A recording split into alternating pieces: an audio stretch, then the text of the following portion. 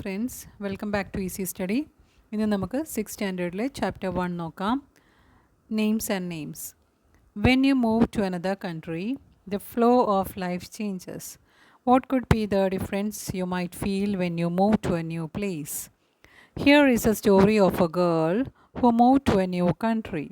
The place was very different from where she used to live before. ഇതെന്താണ് പറയുന്നത്? ആദ്യം തന്നെ ഒരു ക്വസ്റ്റ്യനാണ് ചോദിക്കുന്നത്. When you move to a country, the flow of life changes. നമ്മൾ താമസിക്കുന്ന ഒരു രാജ്യത്തിൽ നിന്ന് നമ്മൾ വേറൊരു രാജ്യത്തേക്ക് പോയാൽ അവിടെ നമ്മുടെ നാടിനേക്കാളും എൻറ്റയർലി ഡിഫറെൻ്റ് ആയിരിക്കും. അവിടുത്തെ രീതികളും അവിടുത്തെ ഡ്രസ്സിങ്ങും ഒക്കെ മാറ്റമായിരിക്കും, അവിടുത്തെ ഭാഷ. അതുപോലെ ഒരു സ്റ്റോറിയാണിത്. എന്തായിരിക്കും ഡിഫറൻസസ് എന്ന് ഈ സ്റ്റോറിയിലൂടെ നമുക്ക് മനസ്സിലാക്കാം. Here is a story of a girl who move to a new country. The place was very different from way she use to live before. ഇവിടെ ഇതൊരു ചെറിയൊരു ഗേളിൻ്റെ സ്റ്റോറിയാണ്. അവൾ പുതിയൊരു രാജ്യത്തിലേക്ക് പോയിരിക്കുകയാണ്. The place where very different from way she use to live before. മുന്നേ താമസിച്ച സ്ഥലത്തിൽ നിന്നും വളരെ വ്യത്യസ്തമായ ഒരു കാലാവസ്ഥയും ആൾക്കാരും ഒക്കെയുള്ള ഒരു രാജ്യത്തേക്കാണ് ഈ കുട്ടി ഇപ്പോൾ മൂവ് ചെയ്തിട്ടുള്ളത്. Names and names. കുഞ്ഞു Chirutha stood at the gate gazing at the street. She loved to look at passing vehicles and pedestrians. It was the end of winter. There was warming up.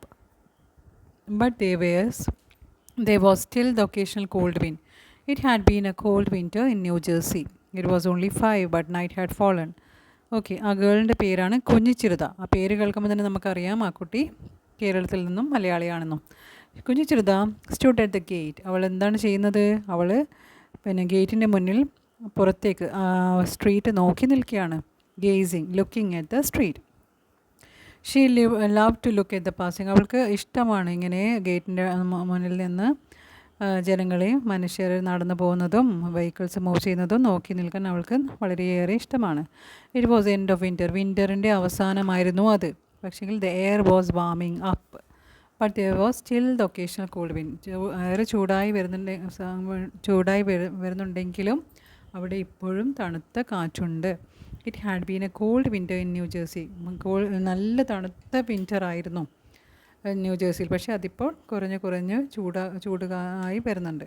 It was only 5, but night had fallen. 5 മണി ആവുന്നതേ ഉള്ളൂ, പക്ഷേങ്കിൽ അവിടെ രാത്രിയുടെ ഇരുട്ട് വീണിരുന്നു. The varying length of day and night across seasons had puzzled കുഞ്ഞിച്ചിരുത. ഈ ഡേയും നൈറ്റും, അതായത് പകലും രാത്രിയും തമ്മിലുള്ള ഈ വ്യത്യാസങ്ങൾ നമ്മുടെ നാട്ടിൽ അങ്ങനെയല്ലല്ലോ. അധികം രാവിലെയും രാത്രിയും തമ്മിൽ കൃത്യമായ അളവിലുള്ള ചെറിയൊരു വ്യത്യാസം മാത്രമേ ഉണ്ടാവുള്ളൂ. ഒരുപോലെയായിരിക്കും മിക്കവാറും. അതിപ്പോൾ പക്ഷേ ഈ ഒരു കൺട്രിയിൽ അങ്ങനെയല്ല. പക്ഷെ അത് ശരിക്കും കുഞ്ഞിച്ചിരുതയെ അത്ഭുതപ്പെടുത്തി. Varying length of day and night across seasons had puzzled. Season അനുസരിച്ചിട്ട് അവിടെ കാലാവസ്ഥയും ഡേയും നൈറ്റും തമ്മിലുള്ള നീളവും വ്യത്യാസം വരുന്നു. അത് ശരിക്കും കുഞ്ഞിച്ചിരുതയെ അമ്പരപ്പെടുത്തി. When she arrived in July, the sun set only at 8:30. അവൾ ജൂലൈയിൽ ഇവിടെ വന്നപ്പോൾ സൂര്യൻ അസ്തമിച്ചത് 8:30 the day was more than 15 hours long.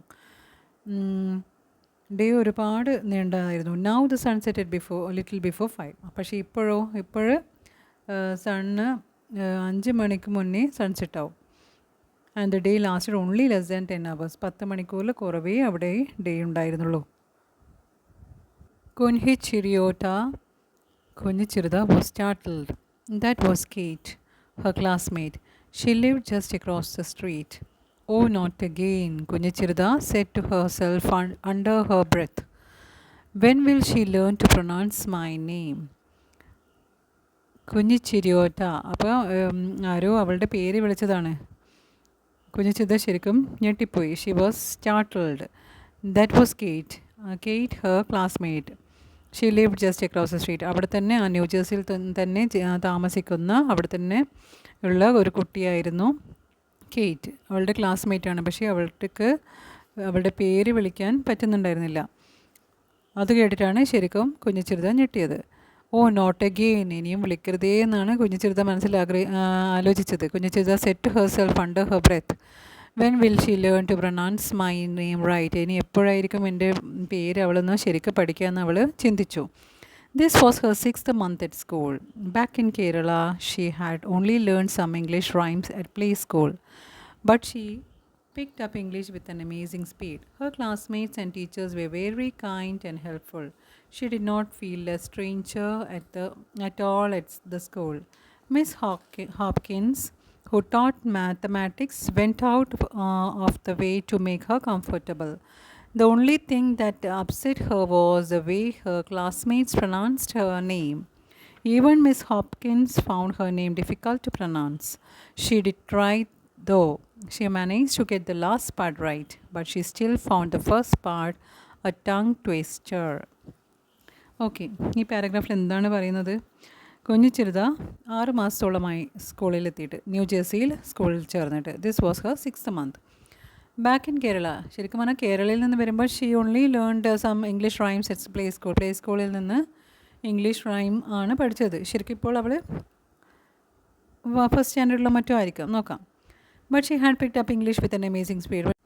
പക്ഷേ അവൾ ഇംഗ്ലീഷ് വേഗം തന്നെ പഠിച്ചിരുന്നു.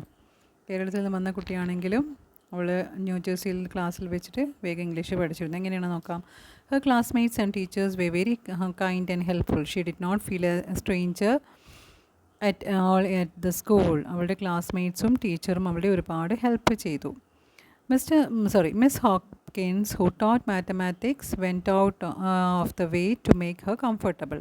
The only thing that upset her was the way her classmates pronounced her name. Mathematics എടുക്കുന്ന മിസ് ഹോപ്കിൻസും അവളുടെ നല്ലവണ്ണം ക്ലാസ്സിൽ കംഫർട്ടബിൾ ആക്കിയിരുത്താൻ ശ്രമിച്ചിരുന്നു. ദ ഓൺലി തിങ്, പക്ഷേ ഒരു ഒറ്റ കാര്യത്തിൽ അവൾക്ക് വിഷമമുള്ളൂ. എന്താണത്? The only thing that upset her was the way her classmates pronounced her name. അവളുടെ നെയിം അറിയാമല്ലോ, കുഞ്ഞിച്ചിരുത എന്നാണ് പേര് അവൾക്ക്. പക്ഷേങ്കിൽ ഇംഗ്ലീഷുകാർക്ക് പെട്ടെന്ന് കിട്ടില്ല. ഷീ ഡിഡ് ട്രൈ ദോ. അവൾ ഫ്രണ്ട്സൊക്കെ ട്രൈ ചെയ്തിരുന്നെങ്കിലും ടീച്ചറും ഫ്രണ്ട്സും ട്രൈ ചെയ്തിരുന്നെങ്കിലും അവർക്ക് പിന്നെ പേര് കൃത്യമായിട്ട് പറയാൻ പറ്റിയില്ല.